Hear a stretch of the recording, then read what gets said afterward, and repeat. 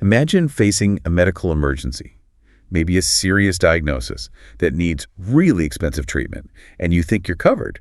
You join this plan, through community, shared beliefs, thinking you're part of this system where members help each other out with medical costs. The kind of mutual aid, really. Exactly.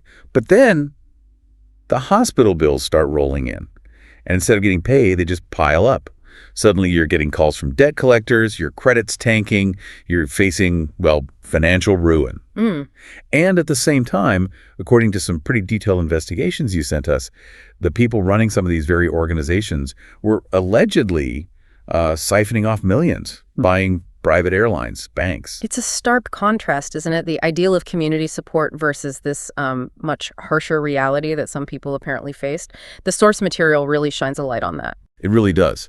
And that's exactly what we're diving into today. Healthcare Sharing Ministries, or HCSMs here in the U.S. You, our listener, gave us just a ton of information articles, research reports, investigations from places like ProPublica, KFF Health News, CBS News, the Commonwealth Fund, King 5, Wikipedia.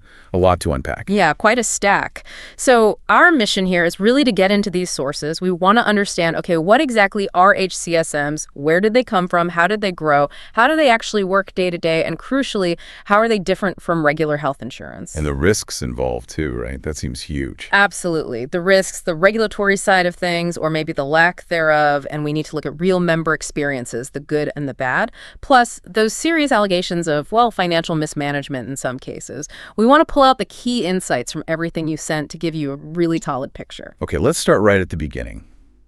What exactly is a healthcare sharing ministry? How do the sources define it? Well, broadly speaking, the sources describe them as organizations where the members basically agree to share each other's medical bills. So like a collective pot for healthcare costs. That's the core idea, yeah. Across the sources, Wikipedia, Decent, the Commonwealth Fund, the definition is pretty consistent. It's a group of people who've agreed to help pay for each other's medical expenses, and usually this agreement is based on shared ethical or religious beliefs. Religious beliefs seem pretty central based on the material. Very central, especially for the bigger, older ministries. Medi-Share, Samaritan ministries, for example. The sources point out they're explicitly founded on New Testament biblical principles. Members typically have to agree to specific Christian faith statements to join. Okay, so this sharing, it's not just a vague concept. There's an actual financial mechanism. Oh, yeah, absolutely. Instead of paying a monthly premium like you would for an insurance policy, members make these regular payments, usually monthly, called shares. Right, shares, not premiums. Exactly. And those shares are then intended to cover the eligible medical bills of other members in the group. Now, how that actually works can vary a bit. Some ministries, the Commonwealth Fund describes this, have a direct sharing model. So if you need funds, they might literally match you with other members who send their monthly share payment directly to you. Oh, interesting. Like person to person. Kind of, yeah. Others operate more like a central pool. They collect all the shares into one account, and then the ministry administrators pay out eligible expenses from that pool. Both ways, though, the fundamental idea is members contributing together to help others with their bills. Okay, got it. Now, before we go any deeper, what's the one thing, the really critical distinction, that all the sources just keep emphasizing about HCSMs? This is it. This is the absolute key takeaway, and you see it everywhere. King 5, Decent, Commonwealth Fund, Wikipedia, even Medishare's own materials point this out. HCSMs are not health insurance. Not health insurance. Not health insurance. And that's not just semantics. It's the fundamental difference. Insurance is a legal contract. It guarantees payment for covered services according to the policy terms. HCSMs, on the other hand, do not guarantee payment. No guarantee, even if the bill seems to fit their rules. No guarantee. They are voluntary sharing arrangements. There's no legal obligation for the ministry to pay your bills, even if the need seems eligible under their own guidelines. This lack of a guarantee is, it's everything. It explains both why some people are drawn to them and why there are such significant risks. So you pay your monthly share, hoping that if you need help, the money will be there, and hoping the ministry decides to share it for your need. But there's no actual promise.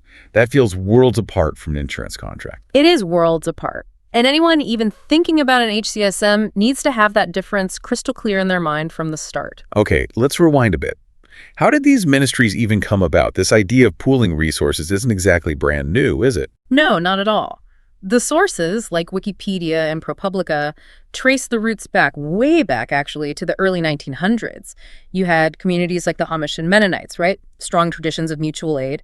They would pool money informally to help members through tough times, including sickness or accidents. It was just community self-reliance. So the basic concept existed long before the modern healthcare system. Exactly. But the HCSM movement, as we sort of know it now, specifically within the broader Christian community, really picked up steam later in the 20th century, often as a response to rising healthcare costs, but also maybe reflecting certain cultural or religious viewpoints. Any specific origin stories? ProPublica's investigation points to one early influential example, Bruce Hawthorne and something called the Christian Brotherhood newsletter back in the 1980s. Apparently, Hawthorne's family faced huge medical bills after a serious car accident, and the community rallied around them, helping to cover the costs. That experience reportedly inspired him to create a more structured way for Christians to share medical burdens. So taking that old community aid idea and giving it a more formal structure. Pretty much. But as these groups grew, started collecting money from more people across wider areas, they started looking, well, a bit like insurance companies in practice. And that, predictably, caught the eye of state regulators. Uh-oh, trouble brewing. Yeah, some early ministries faced legal challenges. Wikipedia and ProPublica mention states questioning whether they were essentially selling insurance without a license, which is illegal. The Christian Brotherhood, for instance, argued they weren't insurance because in their model, the members supposedly controlled the money, not the central organization. That was a key argument to try and avoid state insurance laws. And did that argument work? Well, it led to a different strategy. Instead of trying to fit into insurance regulations, the ministry started lobbying state legislatures. They pushed for specific laws to exempt them entirely from being regulated as insurance. The safe harbor laws. Exactly. These laws basically carve out an exception for HCSMs. ProPublica notes that by '94, about 10 states had these exemptions. Fast forward to 2018, and the Commonwealth Fund's data, they have a chart. Exhibit 1 shows 30 states had these kinds of safe harbor rules. 30 states. So what do these laws do? Typically, they require HCSMs to put disclaimers on their material saying very clearly this is not insurance. But the flip side is these laws shield them from most, if not all, of the state's insurance regulations, the rules about financial reserves, what benefits must be covered, consumer protection standards. All that stuff insurance companies have to follow. Okay, that's a huge development. And then the Affordable Care Act, the ACA, in 2010. Yeah. That seems like another massive turning point based on the sources. Oh, absolutely pivotal. Maybe the most pivotal moment for their growth. Remember the ACA's individual mandate? The requirement for most people to have health insurance or pay a penalty. Well, the ACA included a specific exemption from that mandate for members of qualifying HCSMs. King 5 and ProPublica report this exemption was pushed for by Republicans and various religious groups. Suddenly, HCSMs had this federal stamp of approval, in a way. They were a legally recognized way to avoid the mandate penalty without buying traditional insurance. So the ACA, ironically, gave them a huge boost. A massive boost. Even though the federal penalty for the mandate eventually went away in 2019, that initial ACA exemption really put HCSMs on the map for a lot more people. It legitimized them as an alternative in many eyes, and as ProPublica put it, it propelled the industry's growth. Propelled is right. What kind of numbers were we talking about? The growth was explosive. Sources like Wikipedia, the Commonwealth Fund, ProPublica, they estimate membership went from maybe under 200,000 people before the ACA passed in 2010 to potentially hitting 1 million members by 2018. Wow, from 200,000 to 1 million in less than a decade. Yeah. And more recently, KFF Health News and CBS News cited some Colorado data suggesting total HCSM membership could be over 1.7 million by 2023. That kind of rapid expansion really seems tied in large part to that ACA exemption and the visibility it gave them. Incredible growth. Okay, so let's get into the nuts and bolts of how they actually function now, especially focusing on those critical differences from insurance that people really need to grasp. We mentioned the monthly shares are often cheaper than insurance premiums, especially if you don't get subsidies. That lower monthly cost is definitely the #1 draw for many people. Sources like Decent, Medi-Share, Commonwealth Fund all highlight this. If you're buying insurance on your own without significant help from ACA subsidies, an HCSM can look much, much cheaper month to month. And they have something like a deductible too, right? An amount you pay first. Yes, exactly. Before the ministry starts sharing costs for eligible needs, the member has to cover a certain amount themselves first. Different ministries call it different things. Medishare calls it an annual household portion. or AHP. Others might call it an initial unshareable amount, or IUA. You can see examples in the Commonwealth Fund's Appendix 2. Functionally, it's very similar to an insurance deductible or maybe an out-of-pocket maximum. You pay this first chunk of costs. Okay, so lower monthly payments and initial amount you pay. Yeah. But this is where the confusion really starts, isn't it? Because the sources say HCSMs use a lot of features that make them look very much like insurance products. This is a huge issue, and state regulators cited in the sources bring it up constantly. The Commonwealth Fund report lists a whole bunch of these similarities. You've got the defined monthly payments, right? A formal process for submitting your medical bills that feels a lot like filing an insurance claim. They often have benefit schedules saying what kinds of needs might be shared, sometimes even preferred provider networks, lists of doctors and hospitals they encourage you to use. They even pay brokers commissions. Some do, yes, paying commissions to insurance brokers who then sell HCSM memberships alongside actual insurance plans. And some ministries even market different levels of participation using terms like gold, silver, bronze, which directly mimics the ACA's metal tiers for insurance plans. Wow, gold, silver, bronze. That's really borrowing the language. It absolutely is. And then add in the fact that they often market heavily during the annual open enrollment period, at the time when people are specifically shopping for health insurance. All of this together creates a very real potential for confusion. It almost sounds like they're trying to blur the lines intentionally. Well, state regulators certainly express concern that this similarity is misleading. The Commonwealth Fund mentions regulators getting more calls during open enrollment from people who bought an HCSM plan thinking it was insurance and were shocked, usually when a bill arrived, to find out it wasn't. Which brings us right back to those fundamental critical differences that stem from them not being insurance and being exempt from those ACA consumer protections. Yeah. Let's hammer these home. Number one, again, no guarantee of payment. Yes. Worth saying over and over, it is the absolute bedrock difference. Insurance companies have a legal contract to pay valid claims. HCSMs do not. King 5, Decent, Commonwealth Fund, all clear on this. Payment is voluntary and not guaranteed, even if the need technically meets the ministry's own sharing criteria. Okay. Second big difference, they don't have to cover essential health benefits, those minimum coverage standards required for ACA insurance plans. What does that mean practically? It means they can choose what they want to share or not share, and they often do exclude or severely limit things that ACA plans must cover. The Commonwealth Fund Appendix 2 gives real examples based on ministry guidelines, things like mental health care, treatment for substance use disorders, routine preventive care, vaccinations, cancer screenings, and often prescription drugs, especially outpatient ones. Some might only share drug costs if you're actually admitted to the hospital. So really basic, necessary stuff might just not be shareable at all. Exactly. You could be left holding the entire bill for very common, very necessary types of medical care. It's a huge gap compared to comprehensive insurance. And pre-existing conditions. That's another massive area of difference, right? The ACA famously banned denying coverage or charging more for them. Right, and this is a major risk with HCSMs, highlighted across the sources. They can, and often do, limit or entirely exclude sharing for pre-existing conditions. Again, the Commonwealth Fund Appendix gives examples. They might have look-back periods, meaning if you receive treatment for a condition in the, say, 2 or 3 years before joining, it's excluded for a time, maybe permanently. Or you have to wait years. Yeah, 10-year requirements are common. You might have to be a paying member for, say, 1, 2, even 3 years before a pre-existing condition becomes eligible for sharing.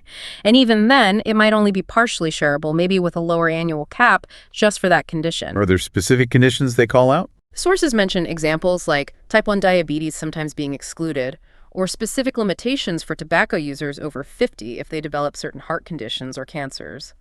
And unlike ACA plans, some HCSMs can actually deny membership altogether based on your health history revealed during a medical screening, or they can charge you higher monthly shares if you have certain conditions. None of that is allowed for ACA-compliant insurance. So if you have any kind of ongoing health issue, even something well-managed, joining an HCSM could mean you get zero help with those costs, possibly for years or maybe even ever. That's the reality. The risk of managing and paying for chronic conditions often shifts entirely back onto the member. Okay, what about limits on how much they'll pay out? Annual or lifetime caps?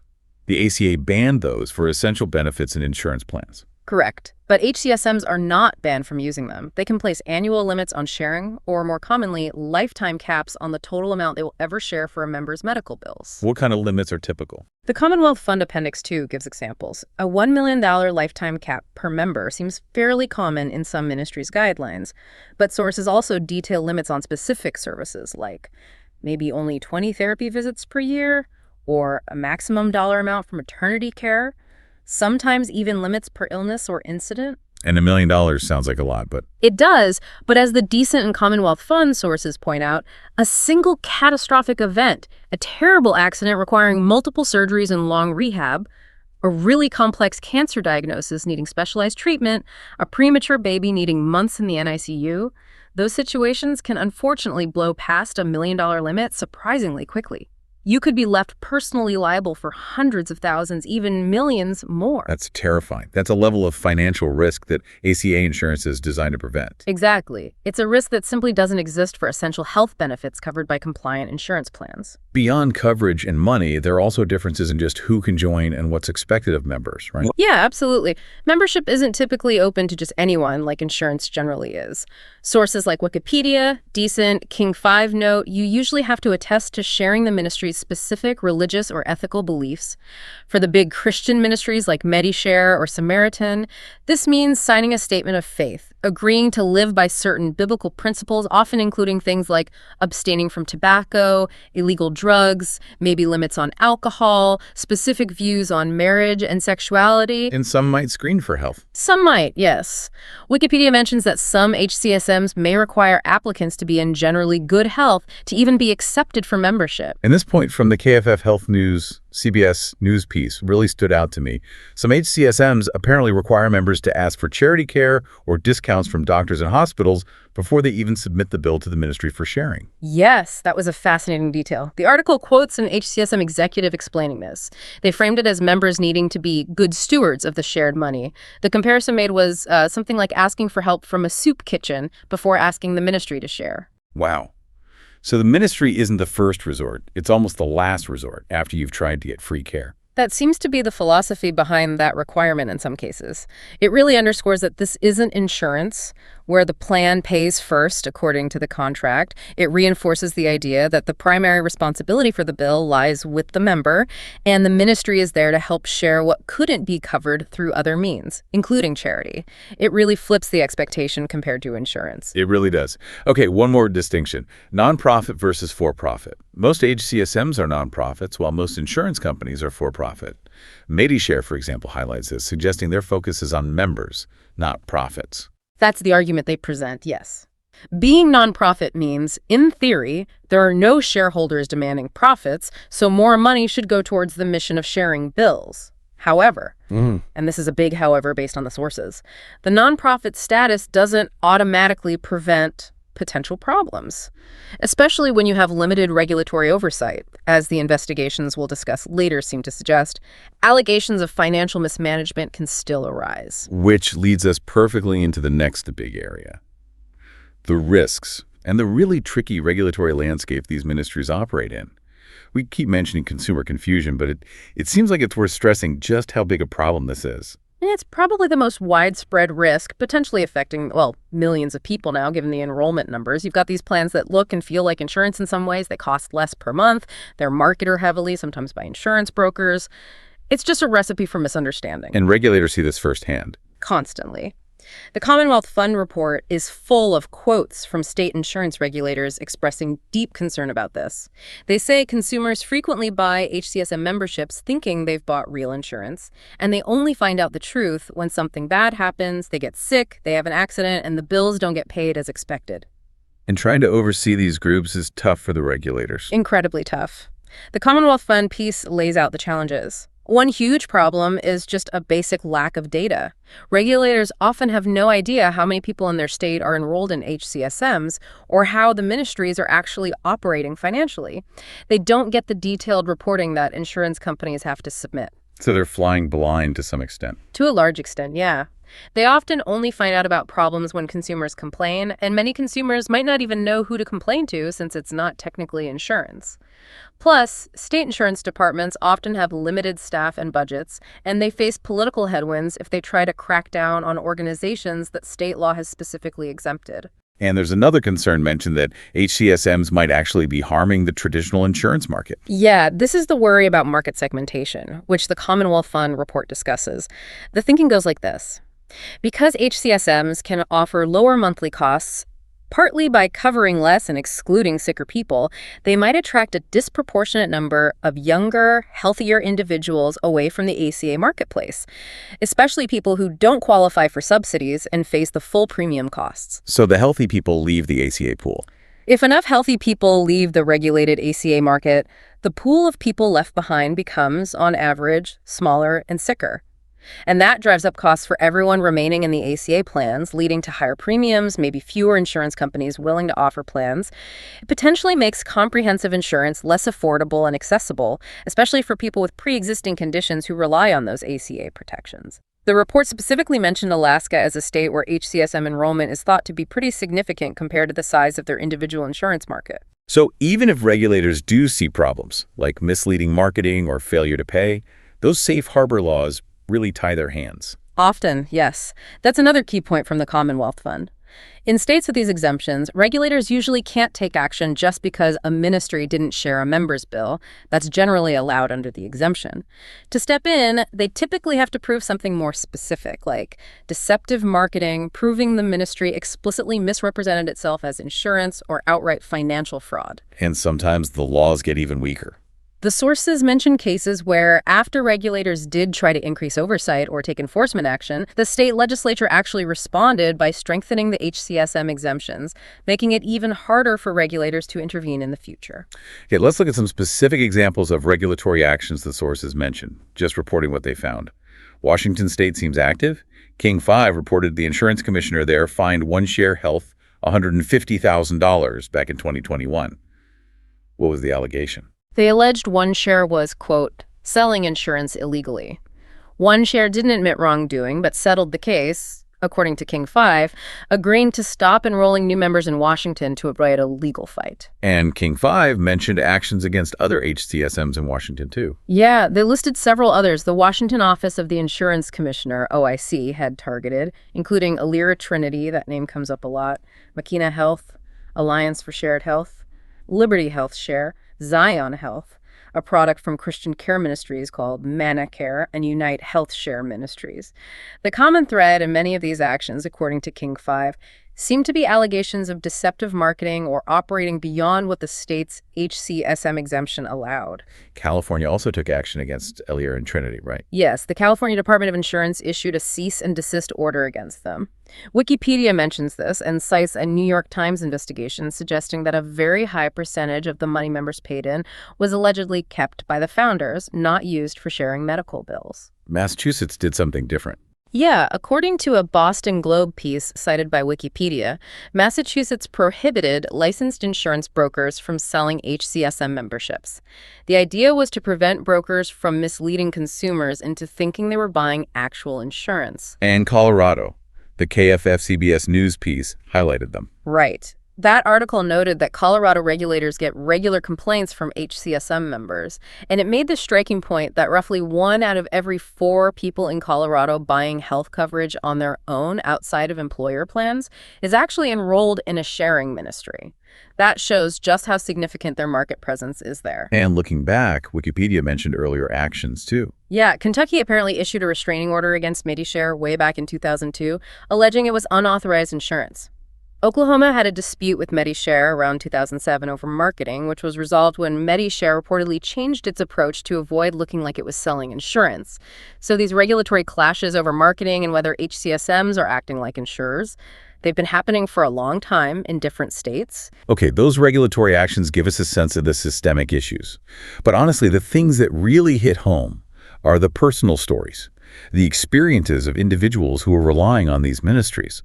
The ProPublica investigation, in particular, had several really powerful, difficult accounts. Let's share some of those, starting with Bonnie Martin. Bonnie Martin's story, reported by ProPublica, is just. It's heartbreaking, and it perfectly illustrates that no guarantee reality. She joined Liberty HealthShare, liked the community idea even though she wasn't particularly religious. Her cancer came back. Initially, Liberty helped with some bills, but then, according to the report, the payments just stopped. No clear reason given. She was left with debt. Yeah, $10,000 in medical debt that went to collections. ProPublica describes her making these desperate calls to Liberty while she was incredibly sick, pleading with them to pay the bills under immense stress. ProPublica confirmed she passed away in July 2022, and Liberty HealthShare never paid those outstanding bills. Her family was left with the debt.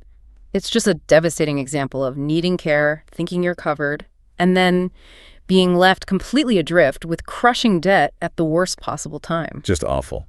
What about David Chalman? His story highlighted the financial ripple effects. Right, also from ProPublica, David Chalman joined Liberty, didn't like the ACA, considered himself healthy, he had a heart issue, and Liberty apparently paid those bills, but then he had a second, much more expensive cardiac event, over $150,000 in costs. Liberty didn't pay that. $150,000, what happened? The bills went to collections, his credit was destroyed, he told ProPublica he couldn't get loans, which was a factor in his business failing, and the really difficult part, he felt trapped. Even though Liberty wasn't paying this huge debt, he kept paying his monthly shares to them because he was afraid if he stopped, he'd lose any tiny chance he might have had of ever getting reimbursed. It shows how catastrophic costs can lead to financial ruin and how members can feel stuck even when the system isn't working for them. And Heidi Dunfield's story showed just the sheer effort involved in trying to get paid. Yeah, ProPublica reported she joined Liberty because regular insurance was too expensive. Her family racked up over $10,000 in medical bills that weren't getting shared, and those also went to collections. She described spending just countless hours fighting with Liberty, on the phone, sending documents, trying to navigate their process. And when ProPublica published, she was still waiting for payments. It just highlights the incredible personal burden and stress involved in trying to get these ministries to share costs, even for things that might seem eligible under their own rules. And Marilyn Breck. Her story connected it to broader financial vulnerability. ProPublica shared her experience, too. She had a $20,000 bill for a cancer screening that Liberty didn't pay. It went to collections, wrecked her credit. And at the time, she was already in a really tough spot financially, even using food banks. She just felt completely overwhelmed, unable to fight Liberty or the debt collectors while struggling just to survive. It shows how unpaid HCSM bills can push people who are already struggling over the edge. There was also Laura Murray's story in the KFF Health News CBS News report. That seemed to show problems even when trying to follow the rules. Laura Murray told KFF-CBS she picked Liberty because it seemed affordable and neighborly. But she ran into big problems getting bills paid after an unexpected pregnancy. They ended up in collections, and she said it took years to finally clear everything up. Now, Liberty disputed some details of her story. They suggested she hadn't provided all the needed documents or hadn't pre-notified them properly. But regardless of the exact details, her experience shows the kind of administrative nightmares and long delays members can face, leading to serious consequences like collections, even when they believe they're following the ministry's procedures. These stories are just incredibly sobering. They really lay bare the potential consequences when the sharing doesn't happen as expected. But as you said, the sources did try to provide some balance. Not every experience is negative. That's important to remember, yes. The KFF Health News CBS News piece, for instance, also shared a positive story from a member named Mike Quinlan. He had switched to Samaritan Ministries because his traditional insurance had really high out-of-pocket costs for the birth of his first child. And his experience with Samaritan was good. He reported it was very positive. Samaritan covered the costs for his later children's births. And because Samaritan uses that direct sharing model we talked about, he actually received checks directly in the mail from other members to pay his bills. He described feeling a real sense of community, getting cards and notes with prayers along with the money. His story shows that, yes, for some people, with certain ministries and for certain types of needs, the HCSM model can work as intended and provide that financial help and community connection people are looking for. So it really is variable. Depends on the ministry, the specific need, maybe even luck sometimes. Oh. Okay, let's transition now to dig deeper into those allegations of financial mismanagement and lack of accountability. The ProPublica investigation into Liberty HealthShare specifically provides a really detailed and frankly disturbing example. It really does. It's a case study in what can potentially happen in this space with limited oversight. ProPublica connects the dots, starting with the history of the Beers family, who were key figures at Liberty. They link them back to that earlier Christian Brotherhood newsletter scandal in the 80s. The one that faced allegations of fraud. Yes. ProPublica reported the Brotherhood was accused of siphoning millions back then, leaving members with unpaid bills, and resulted in legal judgments against Daniel Beers. But despite that history, the family got involved with Liberty after the ACA passed. That's what ProPublica alleges, that the family saw the opportunity created by the ACA exemption and launched Liberty Health Share. Daniel Beers reportedly directed things behind the scenes, even without an official title at the nonprofit. Other family members and close associates were allegedly put into top executive positions, like CEO and VP. And the core allegation is about where the members' money went. Exactly. ProPublica's central finding is that Liberty Health Share allegedly paid tens of millions of dollars every year from member contributions to two for-profit companies that were controlled by the Beers family or their associates. One company handled marketing for Liberty, the other managed billing and member services. How much money are we talking about? The investigation estimated that between 2015 and 2021, Liberty paid over $35 million to the marketing firm, Medical Cost Solutions, and a staggering $105 million to the billing management company, Cost Sharing Solutions. And critically, ProPublica reported these family-controlled companies got essentially all their revenue from Liberty Health Share member share payments. So money came into the nonprofit Liberty from members and then allegedly flowed straight out to these private for-profit family businesses. That's the core allegation. And ProPublica reported this money didn't just sit there. It was allegedly moved through a network of shell companies and used to buy up a truly astonishing array of assets. They called it the conglomerate. Like what kind of assets? The list is wild. Reclaiming family ranch land, buying a private airline, a winery that was later apparently converted into a marijuana farm, butcher shops, a wedding venue, and maybe most eyebrow-raising, they acquired a bank. ProPublica even quotes Daniel Beers from a deposition saying, "Nobody's here to not make money," and an associate reportedly said, "Profit was the goal." Profit was the goal in a non-profit sharing ministry system. And while this alleged conglomerate was being built, what was happening with members' medical bills? That's the devastating connection. ProPublica found that while millions were allegedly flowing to the family businesses and assets, Liberty's payments to members for their medical needs fell further and further behind. This directly led to the kinds of stories we just talked about: members facing millions in unpaid debt, bills going to collections, financial hardship. The report even cited data from Massachusetts showing Liberty only spent about 56 cents of every dollar collected from members there on actual medical care, whereas regulated insurance usually has to spend at least 80 cents on the dollar. 56 cents on the dollar. Wow! The investigation also mentioned some questionable accounting practices. Yeah, ProPublica reported allegations of deceptive accounting. Liberty apparently didn't report over $1 billion in member contributions as revenue on its tax forms over several years. Instead, they allegedly put this money in some obscure field, claiming it was funds controlled directly by the members. But did the members control it? An accounting expert quoted by ProPublica called that claim dubious at best, potentially illegal, arguing that if Liberty actually controlled the pool of funds, it should have been reported as revenue. And something about the software they used. Right. The report describes software Liberty used that created hypothetical accounts. It was allegedly designed to look like individual members controlled their own little pots of money and decided how it was shared. But according to ProPublica, the reality was Liberty controlled all the money centrally in one big pool. An associate reportedly even acknowledged this design was partly intended to help Liberty avoid being regulated as insurance by creating the appearance that funds weren't being pooled by the organization itself. So, alleged deceptive accounting, software designed to perhaps obscure reality, money flowing to private businesses, while member bills go unpaid. That's the picture ProPublica painted. It's a deeply concerning picture, and what's also striking is the apparent lack of accountability. Daniel Beers and the family faced investigations, Ohio Attorney General, the IRS, but often settled for civil fines that ProPublica noted were much smaller than the alleged profits. Beers himself reportedly managed to dodge judgments against him for years. The Ohio AG settlement did force Liberty to cut ties with the family, but it didn't fully recover the money members were owed. And they even tried to use that bank they bought. Yeah, the investigation describes an alleged plan to use their bank, Lime Bank, to manage HCSM funds using power of attorney from members. This apparently raised red flags with federal bank regulators, the Fed, the FDIC, and led to some bank executives leaving. It just suggests, according to the report, ongoing efforts to manage the funds in ways that maybe weren't fully transparent or subject to oversight. And liberty isn't the only example of alleged serious issues, right?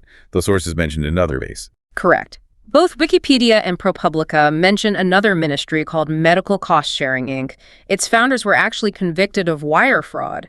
The reports state they admitted to paying themselves millions, collecting about $8 million in member contributions, paying $5 million to themselves, and only paying out about $248,000 in actual medical claims. $8 million in, $5 million to themselves, less than $250,000 out to members. That's what was reported.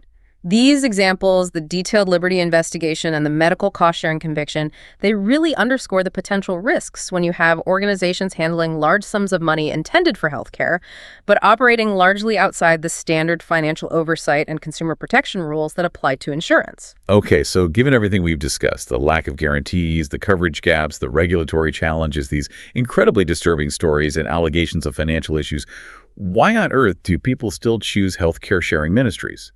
There must be compelling reasons. There definitely are, and the sources lay them out pretty clearly. Number one, as we keep saying, is cost. For people who don't get ACA subsidies, the monthly share payment for an HCSM can be significantly, sometimes dramatically, lower than the premium for an unsubsidized insurance plan. That upfront saving is hard to ignore when healthcare is so expensive. Absolutely. But it's not always just about the money. For many members, the shared beliefs and the sense of community are huge factors.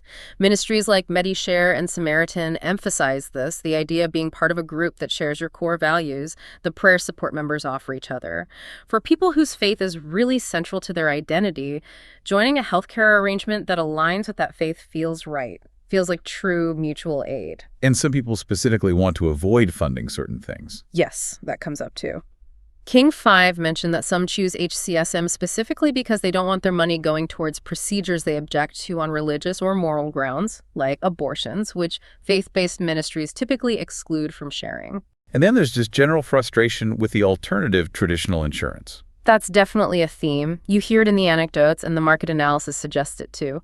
People are fed up with high insurance premiums, high deductibles, narrow networks where they can't see the doctor they want, the complexity of insurance rules, the confusing bills, sometimes feeling like just a number to a giant corporation. HCSMs market themselves as a simpler, more personal, community-focused alternative that appeals to people who feel burned by or just distrustful of the conventional insurance system. Okay, let's try and wrap up this deep dive into healthcare sharing ministries. Sounds good.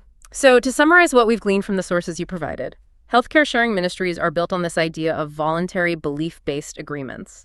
Members pool money through monthly shares to help cover each other's medical costs. And a primary appeal is often a lower monthly payment compared to traditional insurance, especially for those without ACO subsidies. But, and this is the giant but, the absolutely critical takeaway from every single source is that HCSMs are fundamentally different from insurance. They operate largely outside state and federal insurance regulations. They lack the crucial consumer protections of the ACA. And most importantly, they do not, under any circumstances, guarantee payment of your medical bills. Right. And the detailed reports, the investigations, the personal stories, they paint a clear picture of the significant risks that come with that lack of regulation and guarantee. We're talking potential gaps in coverage for essential care, limits or exclusions for pre-existing conditions, annual or lifetime caps on payouts that can be easily exceeded by major medical events, and the very real risk of ending up with crippling medical debt if the ministry doesn't share your costs. And the regulatory environment is tough, with limited data, constrained oversight. Plus, those specific investigations, like the deep dive into Liberty Health Share by ProPublica, raise really serious allegations about potential financial mismanagement, lack of transparency, and limited accountability in some parts of the sector, leaving members exposed. So the core lesson really drawn from all this source material you gave us is this. HCSMs might look attractive because of lower monthly costs and that sense of community. But anyone considering joining one needs to go in with their eyes wide open. You must understand you are not buying regulated insurance. You are not getting guaranteed benefits or consumer protections.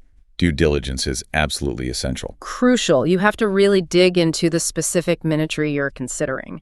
Understand their detailed sharing guidelines, what's eligible, what's not, what the limits are, what their rules are for pre-existing conditions, what their actual track record for paying bills looks like, how transparent they are financially. You need all that information before you even think about relying on them to cover potentially life-changing medical costs. It's a powerful reminder, isn't it, that the appealing idea of community mutual aid, when implemented in the complex, high-stakes world of modern healthcare, and especially outside strong regulatory frameworks, can carry really significant, potentially devastating risks for the individuals involved. Exactly. It puts a huge amount of risk back onto the individual member. So here's a final thought for you, our listener, to mull over based on everything we've unpacked today. We live in a time of really high healthcare costs, immense pressure on individuals to find something affordable. How do we, or how should you, balance that understandable desire for community, for shared values, for lower monthly payments, against the absolute necessity of having reliable, guaranteed access to essential medical care and protection from the kind of financial ruin that unexpected catastrophic health events can cause? It's a really tough question, a deeply personal decision with incredibly high stakes, and one that absolutely requires understanding the realities and the risks presented in these sources we've discussed. Thank you again for sending us all this material for this deep dive. We really hope this conversation has helped you navigate the very complex and often confusing world of healthcare sharing ministries. Yeah, keep exploring, keep asking questions, keep weighing those critical factors. Understanding the nuances here is just so important. Until next time.